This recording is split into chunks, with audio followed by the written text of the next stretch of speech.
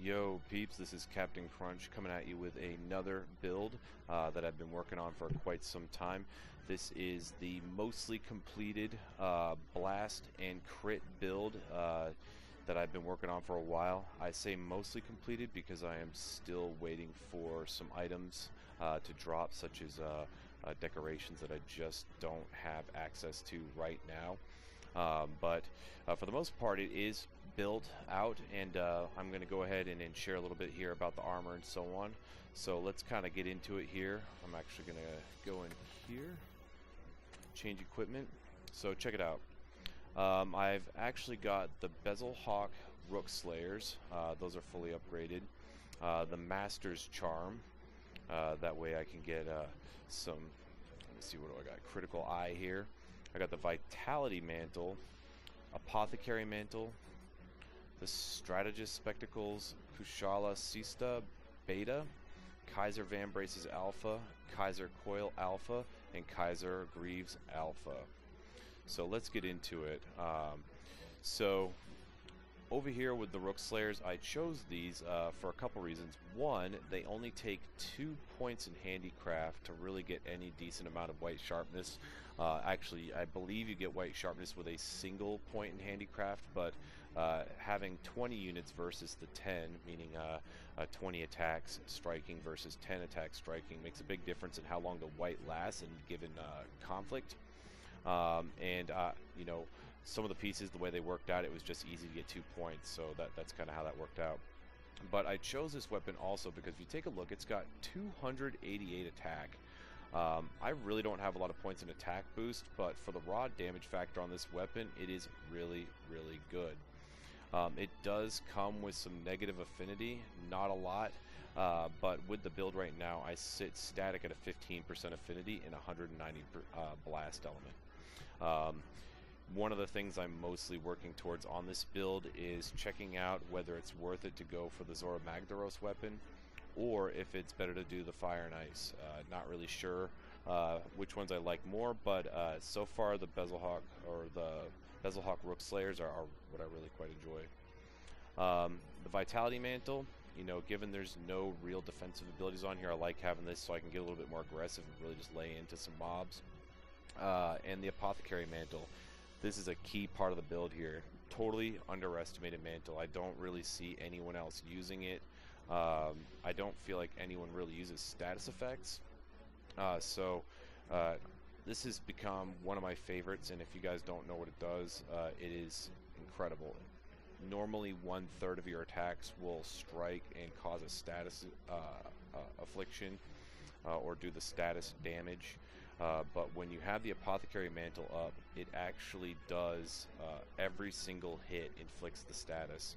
So when we're talking about applying 190 blast element to each attack, every single attack, and we're just throwing tons of attacks, I mean that blast adds up and it just pops off. It's insane. And that's a really big part of the build. I only get to use it for a short amount of time, but when I get a chance to really just work on somebody or just lay into a down monster, that Apothecary Mantle really does it. Over here, the Strategist Spectacles. So a lot of people may think I'm crazy, but one of the big things about this build is if you take a look down at the bottom, I actually have Teostra Technique. And what that does is when you have it, my weapons do not lose sharpness when they critical hit.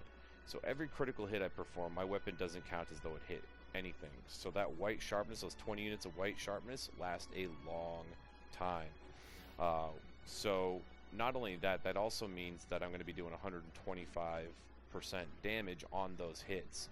So it really starts to add up. And on this one, you know, the thing I really like about this piece of armor here, if we get into it, is that it's got Critical Eye too, but it also has that gem slot, which makes it really easy to just pop something else in there, a value like another Critical Eye gem. So while you need 7 points in it to really get the maximum benefit, I've got 6 on this build, which adds a good chunk of crit. So if you take a look at this, 6 slots adds 25% crit, which just completely counteracts the negative 10 affinity and adds 15%. So there's that. Then I have the Kushala Sista Beta. The reason I like this piece here is because it has Handicraft 2, and it's got a level 2 gem slot and high defense. And it looks pretty slick. I mean, it was completely by accident that the armor from the Kushala Daora matched well with the Teostra, but as you can see, my character does not look completely hideous, save for the glasses. So, this is a pretty good looking build, totally incidental, but you can move a lot of the gems around on here because it's got 4 gem slots with the way I have it built, but once I get some more gems, I think I'll be able to move some pieces around.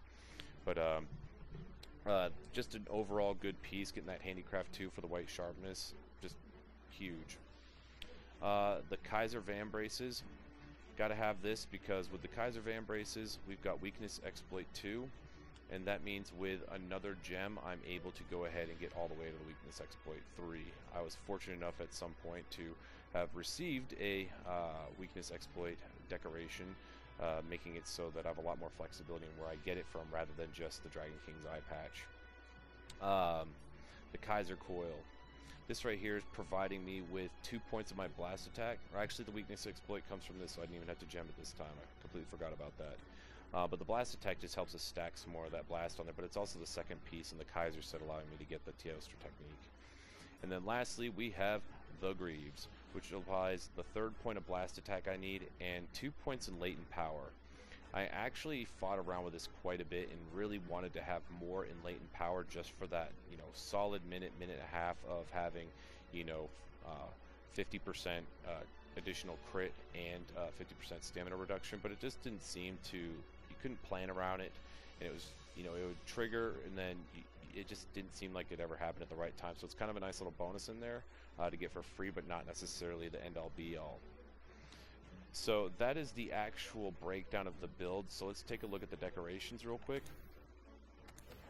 If we take a look here, I have 2 attack jewels, which are where I get my attack boost from. I've been fortunate enough to get 1 drop, but I know a lot of people struggle with that. I have the expert jewel, which gets me a point towards the critical eye, and the crisis jewel is mostly just a filler here, but it's nice to have the reduced stamina depletion when I'm burning, poisoned, blighted, or whatever, and then the improved evasion is just nice for a single gem slot. It's a good filler for now, but all in all, so the idea behind this build is we get a monster down and we get in there and just unload with the apothecary mantle and the blast. So what's cool is taking a look at the equipment. So I've got a static 15% affinity, as you can see there. Then we have, obviously, we have weakness exploit, 3 ranks. So when we're under the belly of a monster, which is pretty much where you spend all of your time as a, dual blades, meaning I get another 50%. That brings it up to 65%. You have the attack boost in there. That's not a big deal. Latent power adds another 20% when that's going. So if we're really getting in there, and I would actually probably, once I have the crit booster, trade that out for the vitality mantle to just make it 100% crit all the time. But realistically, when you've got the critical eye at 15%, you've got the weakness exploit at 50%, that's 65%, and then you have latent power in there as well for another 20% occasionally. You're talking about 65 to 85% crit all the time, meaning that your weapons will just not dull, like ever, when you're underneath the monster just laying into them. But it does crazy damage, and it is super fun to watch pop off. I call it the Black Cat build because it's like 4th of July when you set off a whole string of black cats on the monster. It just pops off, the crits, the blasts. It's just a lot of fun. So that is the build right here. I hope you guys enjoyed it. If you do like seeing these types of unconventional builds, make sure to like and follow, subscribe and like the video. I will continue to upgrade these builds and experiment with different types of weapons and armor within this build and this structure. So if you want to see more of that stuff, get notifications, just make sure to go ahead and subscribe and like my videos. I'll go ahead and I'll show you some gameplay of what this looks like afterwards. So just kind of hold tight and I'll show that to you. Thanks for watching and have fun.